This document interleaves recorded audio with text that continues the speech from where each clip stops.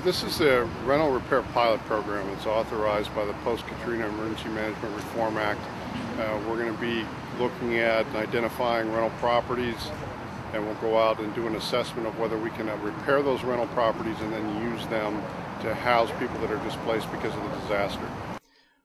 There were a couple of facilities that were located very close to Cedar Rapids that had been damaged during the flood, and it was thought that maybe if we repaired a couple of these apartments that were available, it would be a suitable way to provide someone with need temporary housing.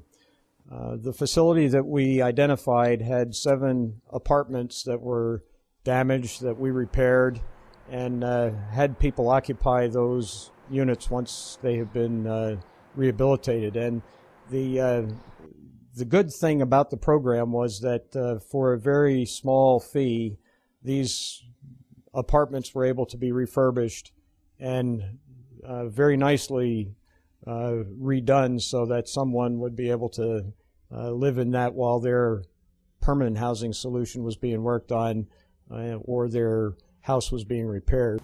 We were actually evicted from our house the day before. The city told us that we could not stay in this location, so we got out, not thinking that it would ever get this far. And then on Friday the 13th, it got all the way up to our main floor, about 2.5 to 3 feet on the main floor, and obviously all in our basement. We were having trouble finding a place to stay because we knew that we wanted to do the repair. A lot of places around here, rental properties, would not accept month-to-month leases. So if it wasn't for this rental property program going on in Cedar Rapids, we would still be commuting back and forth from Iowa City. We are at the J Street Apartments, townhouses. This is where FEMA has set me and my family up. It has 2 bedrooms upstairs, obviously a living room, dining room, kitchen, and then we have 1.5 baths, and then a basement that has washer and dryer hookups. They do have, obviously they furnish everything, the stove, the refrigerator, that's our microwave.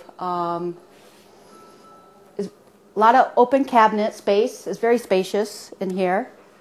And then there's a back door that goes outside, and that's right by a park area for the kids to play on. It's very nice to have.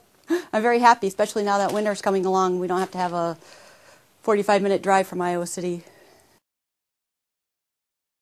I told my sister, I said, oh, I feel sorry for these people that have these beautiful homes and everything, and they've lost all of it. She said, well, now, yes, they've lost everything.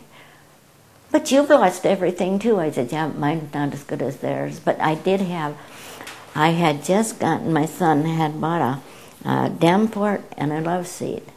And that flood took that love seat right across, dumped it.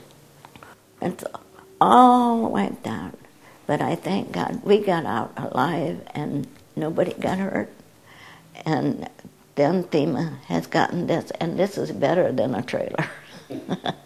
Without FEMA's help, I don't know where I'd be, except maybe some of these homeless people that walk the streets or whatever. No, I don't know what I'd have done or where I'd be.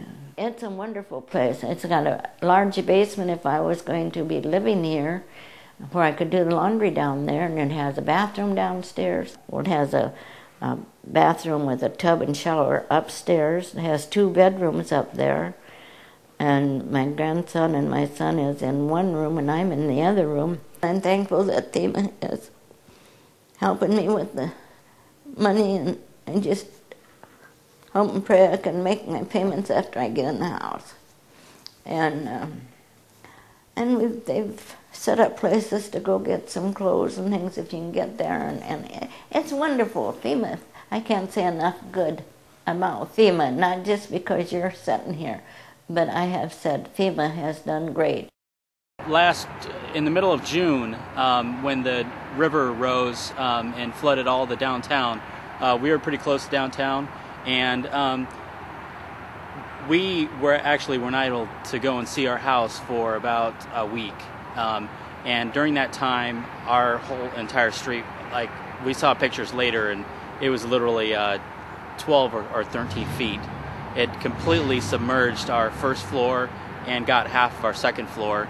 The FEMA office in Des Moines contacted me and said, hey, we have some units available over here, but you need to go and put in an application and sign a lease just like anyone else, but then FEMA will cover the rent, but then the tenants cover the utilities. So the program worked very well for us.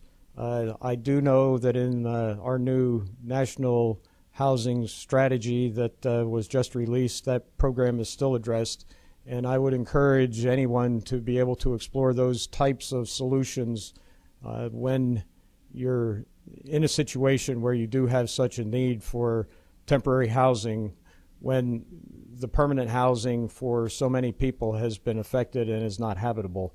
It was a great help to us, and I think the value added and the amount of money that it saves from the cost of transporting some of those temporary housing units was very significant.